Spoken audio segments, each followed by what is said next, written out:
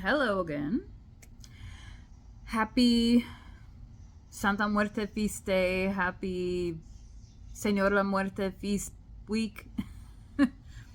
Because I'm hearing so many different stories of the Santísima Muerte's feast days on August 15th, September 9th, November 1st. And the Señor la Muerte's feast days are August 15th, August 20th. So they don't seem to really cycle around too much. I've also heard maybe one person say that he also has feast day November 1st, but I think that's more of a Mexican thing. I don't know. So anyways, this will be my 5th attempt to try to upload this video. And I think that happens on purpose. Maybe there were some things in the videos that I recorded previously that I wasn't supposed to put out to the public. Maybe it would confuse people. I don't know. But anyways, okay, so rather than beat around the bush, I'm just going to cut to the chase. I've been studying Señor la Muerte, San la Muerte, since May, roughly. And so far I've found out even more things. So what you'll see on Pablo Barrera's YouTube channel, which I frequent a lot, thank you for the information, is that he mentions in some of his videos that he kind of will correlate a little bit of Eshu or some Eshu, or that he is Eshu, into Señor la Muerte. Now, I'm not going to sit here and pretend that I'm a quimbandera. I'm not going to sit here and say that I know something about a tradition that I'm not a part of. But when I was studying Palo, I did tap into different portions of the African tribal religions, all spread across the board. The whole, I think what you call it would be the diaspora. I extensively tried to delve deep into it, so I understand and comprehend who Eshu is. And I know that it varies based off tradition. It varies based off the house that you're in. It based off of who's teaching you, what your experience is, and that sort of thing. And the reason that I'm bringing this up is because so far my experiences with Señor la Muerte are becoming very interesting. And the reason that I'm saying that is because I expected just this death deity. I expected just the death energy, an energy that I'm used to, and an energy that I find somewhat predictable but comforting. Death energy's my thing, I'm used to handling death energy. But I will say, based off my experience so far, Señor la Muerte does exude a bit of, I won't say fiery, okay, hot energy. Now, it could be that I'm just tapping into one of many San la Muertes, which I've heard from various YouTubers that there's a possibility that there are many different ones, but the primary ones are going to be the ones that see him as the Jesuit monk. So they see him as a healer, very celestial in nature, a do-gooder, if you will, a miracle performer, and somebody the whole family can go to when they're in need. And you'll hear other people saying that he is very much like a brujo or a chaman, that he's really good with healing through the process of herbs and through doing spell work and doing, like hechizos. He's more of a, if you don't know what a chaman is, it's basically like a medicine man, a man of nature that utilizes the elements of nature to accomplish his works, And then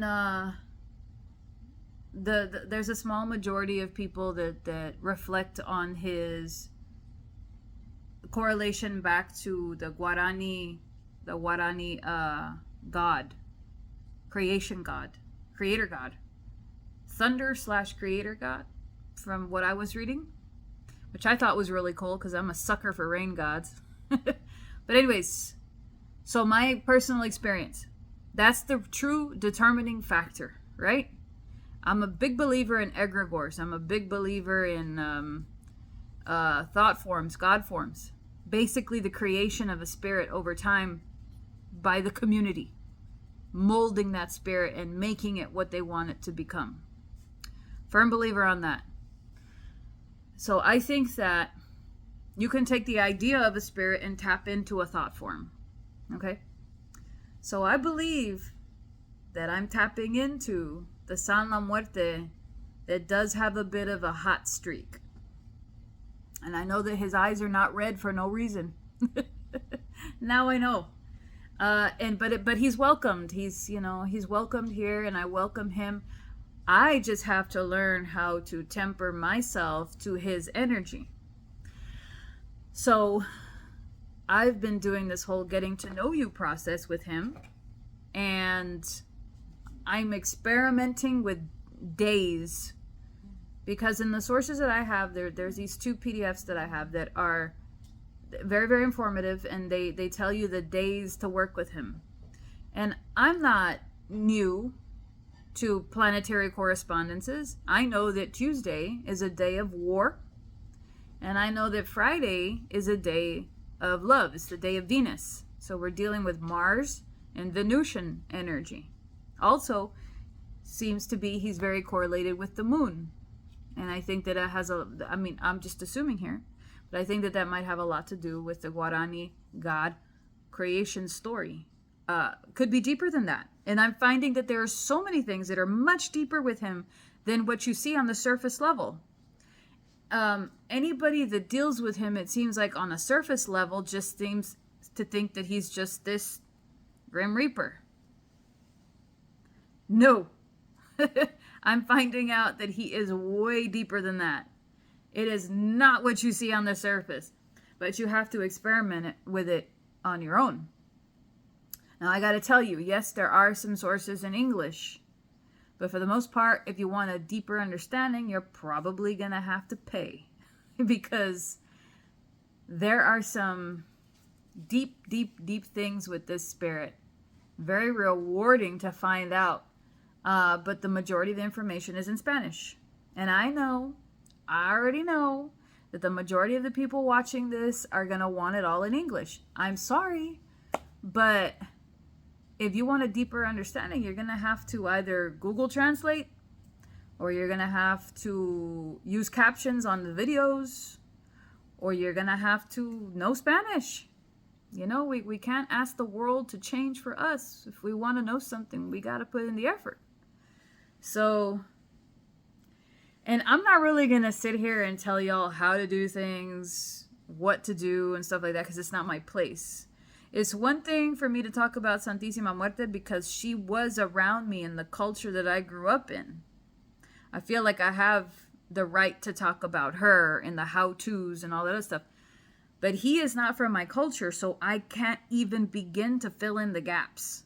I'm not going to sit here and pretend that I'm from the area that he was birthed from. I can't. I don't. There's going to be things that I won't understand how to explain to you, you know? So I leave that up to the professionals. I leave that up to the people that have actually done this. And if they want to tell it to you in English, then more power to them and more power to you. But I'm just being honest in this video. But with that being said, let me tell you, I have learned, at least right now, don't try to invoke him every single day. At least not for me, because I become obsessed with spirits. If I invoke him every single day, that means I'm dealing with a very hot energy every single day, and that's really not good for you. I mean, unless you're already used to it, it can get very draining, you know? Think about what fire does. Think about what hot does. You can dehydrate. You can get drained dry. And then to add some death energy on top of it, yeah, it's very strong. He can be a very raw energy. Now, with that being said, also, there's other little, oh, well, not little, but there's other avatars, I guess you could say, of San La Muerte besides the most obvious. There is one called Cain or Cain. He's not often talked about. But what I'm trying to figure out is, was he part of the original origin story, or was he created later on? That's what I'm trying to figure out. And I'm probably going to have to figure it out on my own. I'm not asking anybody to hand me any answers. But Cain or Cain is kind of like a separate little, I keep saying little, but a less known avatar of San La Muerte that is correlated to more left-hand path, more raw, well, a different kind of raw energy. It's a murderous energy. It is it's primarily seen as a murderous energy because Cain was the first murderer. Yeah, Cain from the Bible. I'm wondering how that connection was made.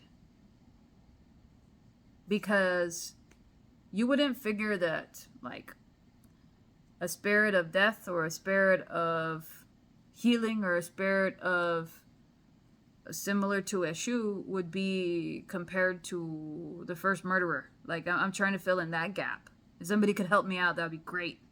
If not, I'll figure it out. Don't worry. I always do. And I understand now the correlation to Eshu. So I get it now.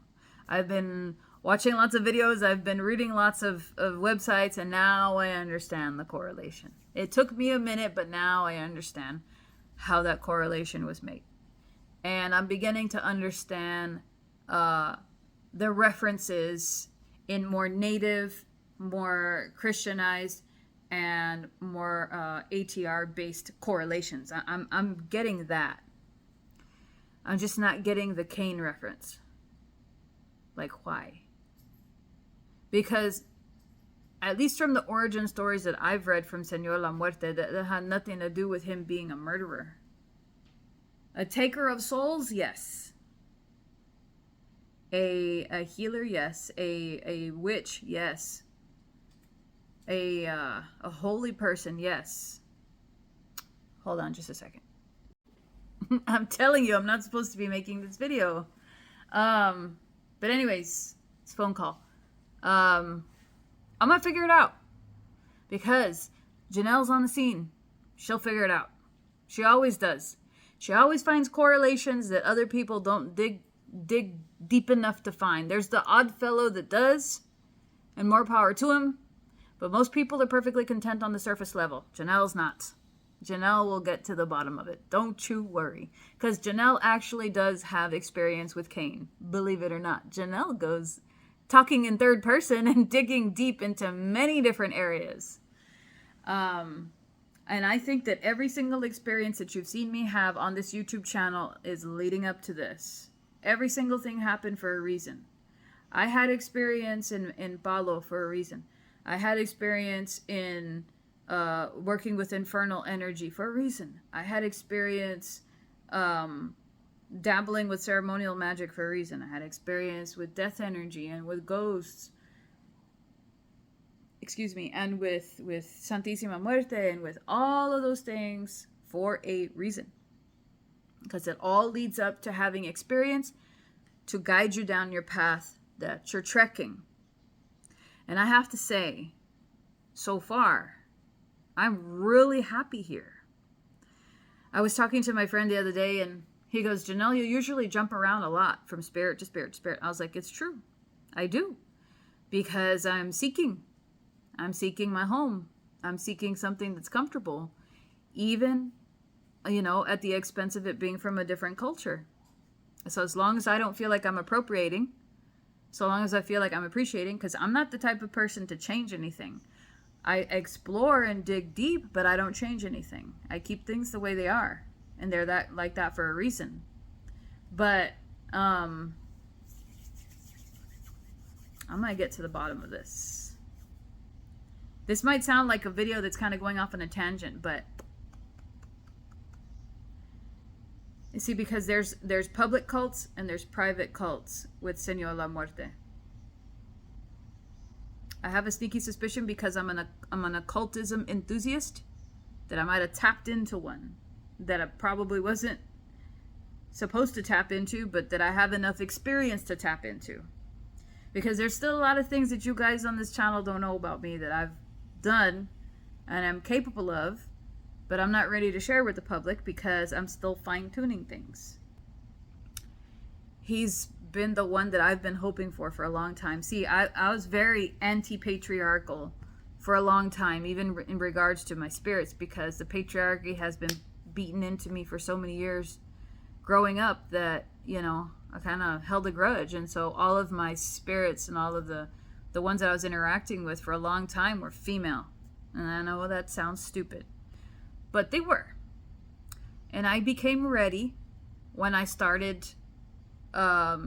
introducing myself to Lucifer and to the Infernal and to Saint Cyprian and to San Deshacedor and to San Simon and to Cain. So all of those, I got over my traumas and started introducing myself to, aside from Saint Cyprian, very masculine, majorly manly spirits. You know, they're very fire energetic type of spirits. So, well, Lucifer, not so much. He's kind of in the middle. But anyways, I feel really, really happy to know San La Muerte. I'm really, really happy to have celebrated a feast day of his yesterday. And I'm really happy that I seem to have no problems with him and my Santísima Muerte in the same house. With that being said, what I've learned about him is that he doesn't, at least what I've got, he doesn't want to be worshipped. He wants to work. He doesn't want you to be buddy-buddy with him every day like the way you are with Santísima Muerte. No, he's here to get a job done. You know? It seems like to some people he's very nurturing, and to other people he's harsh. And to other people he's just like a type of neutrality. That weird sound is my dog drinking water. It depends on the person, you know? So a concept that people are just now comprehending is the idea that each person has their individual spirit. Like each person now has their own individual Santísima Muerte. There is an original Santísima Muerte, like a jellyfish. She's like, this is Santa Muerte up here, and then everybody has their little tentacle. That's what they call, right? Tentacles. Everybody has their perfect little tentacle. And this is why it's pointless to argue about who's better or who's doing things this way or who's doing things that way, because it's just tentacles. And I feel like San La Muerte is no different. I feel like most spirits are no different. You have the hub, and then you have the tentacles. And I have my own tentacle. And that tentacle says, don't call me. I don't want worship unless you're going to put me to work. And then when you put me to work, I want to get fed. So I'm like, okay, this is going to be difficult for me because I'm used to Santísima Muerte and me like having tea time and talking and just doing divination all the time and just like hanging out like little homegirls, where he's like, no, we're not going to do that. No, you didn't bring me into this house to be homies with you. You brought me into this house because you wanted some real shit. Like, not that things with Santísima Muerte is not real, but it's just different, you know? So, I can feel the influence of hot energy. I can feel the influence of death energy. I can feel the influence of a type of chaman, a healer. I'm sorry, not a healer, but an earthly, natural, animistic influence. It's hard to describe, but I can feel all of those. But I also know that there is Cain too. Cain, the murderous one. Cain, the first killer. Cain, the tiller.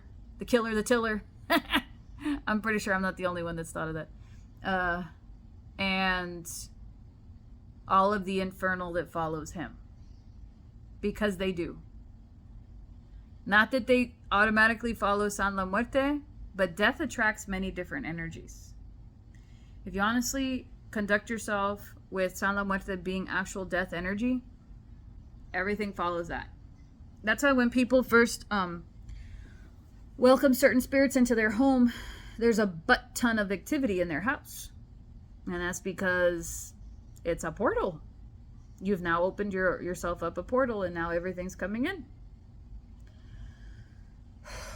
I remember the first time that I had experiences with Cain was very similar to the experiences with San La Muerte.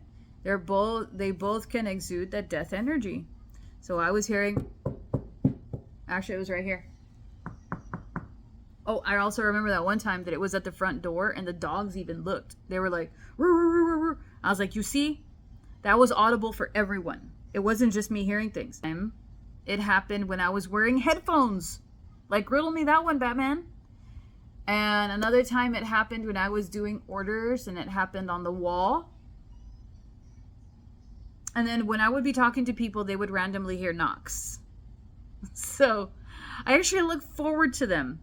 And I used to be one of those types of people that thought that the knocks were demonic. I'm now convinced that the knocks that the knocks are the dead. Knock 3 times if you're dead and you wanna talk. And also popping. I started hearing popping in the atmosphere. And the only way that you'll know what that popping sounds like is if you used to be a ghost hunter. Because it's like, the best way I can describe it is literally just popping in the atmosphere. So let me tell you a little story. So I was holding his candle, and I had my forehead to his candle like this.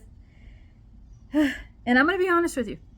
I was like, I need to come up with this money, man. I need to come up with this money. I need to, Señor La Muerte, I need to come up with this money. And then I heard pop.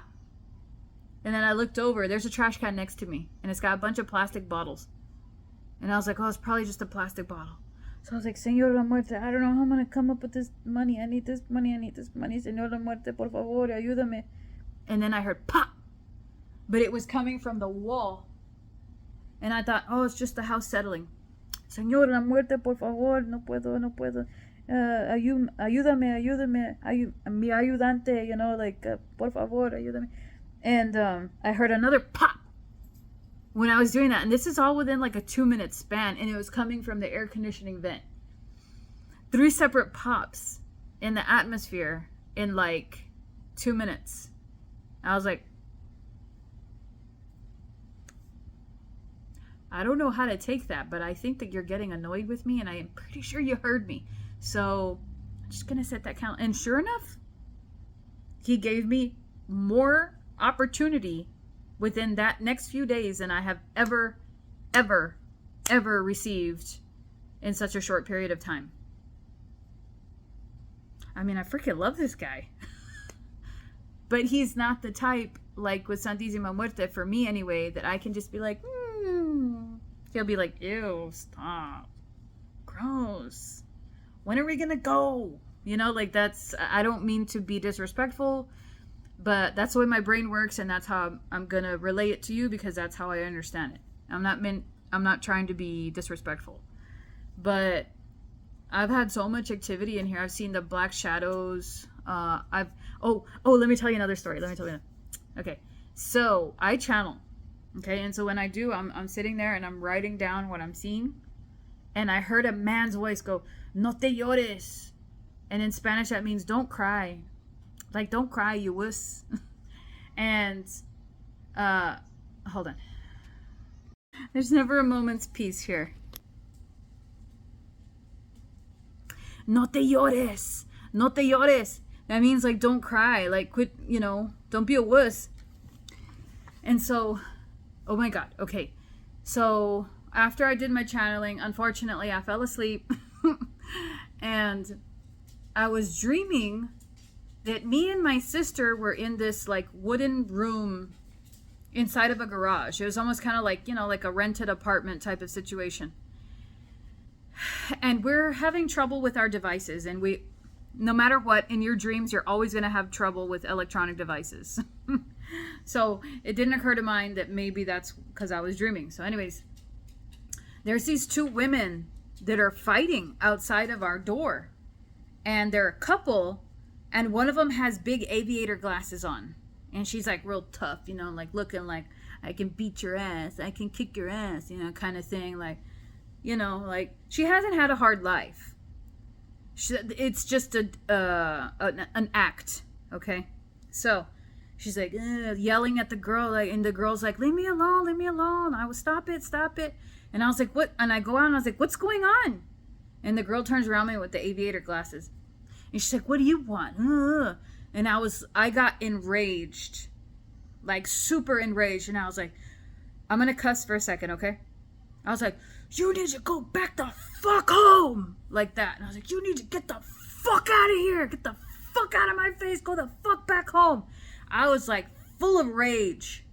And next thing I knew, I was wearing the aviator glasses and my lips were black with black lipstick. And I was like in all leather and like a wife beater, you know, no pun intended, of course. And like, it's almost kind of like I took on her persona. So the next thing that happened is she started shrinking and shrinking and shrinking and shrinking. And eventually she morphed into a cat who was taking its last breaths. What had happened was in the dream is like, technically in my dream, I was performing like an exorcism. And it's not the first dream that I've had where I've done that. And I was siphoning the energy out of this woman who was a shapeshifter. And so she was a shapeshifter, but instead of like the stereotypical shapeshifting into an owl, she shapeshifted into a cat. Okay? She shapeshifted from a cat. So she went from a cat to a human. And then from a human back to a cat. Okay? So I have a soft spot for animals, for cats specifically, because I'm a cat person. And when I was telling her, go the fuck back home, get the fuck out of here, I was taking the spirit out and sending it back to where it came from. And in doing so, it shapeshifted back into the cat. So as I was looking at the cat, I was looking at its little face, and I was killing it. I was killing the cat because the cat had been the vessel for this spirit. And when I told it to go back home, I took the life out of it. It died. It was taking its last breaths. And I just started crying in my dream. I was crying so hard in my dream, I threw myself back like this. And I was just crying and crying. I was like, I killed it. And when I woke up, I just started crying everywhere. It's like ugly crying, you know, like bad crying. And then I got over it. And then somebody sent me a message and it had an icon of a cat on it. And I was like, ah! Oh my God. And then, you know, I started getting in, you know, distracted and doing other things, talking about my dream to other people. And then I remember going back to my notebook. And I wrote down on my notebook before I fell asleep, no te llores, don't cry. And I was like, and it was in a man's voice. So it's like, I don't know if it's like, you know, they knew that I was going to dream this. Because oftentimes what happens is what I write down, I see later on in the day. It could be on TV. It could be like on a vehicle. It could be in a conversation. It's just almost kind of like a TV guide. It's a preview to things that are about to happen. So when I read No te llores, I was like, you know, like, how did you know that I was just going to wake up just bawling at this dream? And that dream still affects me right now. But there was other things that popped up in my channeling session with him because I was trying to channel him. He's very hard for me to channel. I think what it is that it's not just that simple. I think with him, you have to go through a whole ceremony. And I think that he more than likely presents himself physically rather than like channeled. At least so far that I've noticed, because I get very few things from him. So, okay. So with that, my friend introduced me to geometria, and that's when you input a phrase or input a number and it correlates it to a phrase or to a word. It's Hebrew in origin, I believe. And so I looked up, it's like 1527 or something like that. And one of the very first phrases I found was that he rides a pale white horse or something like that, having to do with the pale white horse. I wrote it down. I don't have my notebook here. But I was like, I automatically correlate the reaper on the horse to Cain. I was like, like, I don't need murderous around me all the time. Like, I understand if you're a person that does dark workings all the time, but I don't need to, you know. So I'm just like, so it's cool that the correlation was there, because I do correlate all of them, but it was just really funny. I was like, no te llores. It was like in a deep man's voice. It's like, no te llores. And I was like, no te llores. And I wrote it down. Okay. But then I also saw a reaper in all black. He had gold trim. He was holding a gold coin. And I know that Santa Muerte, he is given offerings of silver and gold, and they melt them down, and they make his little pailles with him, with melted bullets, I believe. Melted bullet, especially if the bullet has killed a person. Is that the connection? Maybe. Anyways, so because he has a big crowd in prisons and with people that, you know, are pickpockets and thieves and prostitutes and stuff like that. The stereotypical story, like just like with Santa Muerte. So that part's nothing new to me. So you have to think, if that crowd is feeding his spirit, then he exudes those qualities. People don't think like that. They think, no, the spirit's a separate spirit and the people are separate people. No, they influence each other. Just as much as a spirit influences a person can influence a spirit. It's true. But anyways, that's something you find out later on when you're studying the occult. But anyways, I don't know if you've noticed, but I feel like back to myself. It's been a few years of exploration, but I feel back to myself, and he's helping me feel back to myself. So I think that's about all I have to share for now. Is I'm still in the learning process with him, and I don't want him to go anywhere. And maybe I'll experience different sides of him. I don't know. I know that I have with Santísima Muerte, I've experienced different sides of her. I've seen some very scary sides of her. I've seen some very loving sides of her. And I've seen that she can give you what you need. But the thing is that he gives you what you want. And that's a big difference. Some people say that he's very just. Not in my experience. Granted, I'm very new. But justice don't have nothing to do with it. I mean, he's got that scythe in his hand for a reason.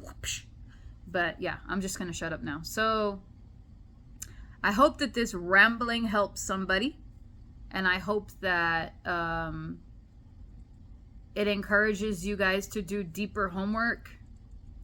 Ask all the right questions. Research before messaging creators on questions that they've probably asked been asked a bazillion different times. Do your research first. And yeah. Thanks for watching, guys.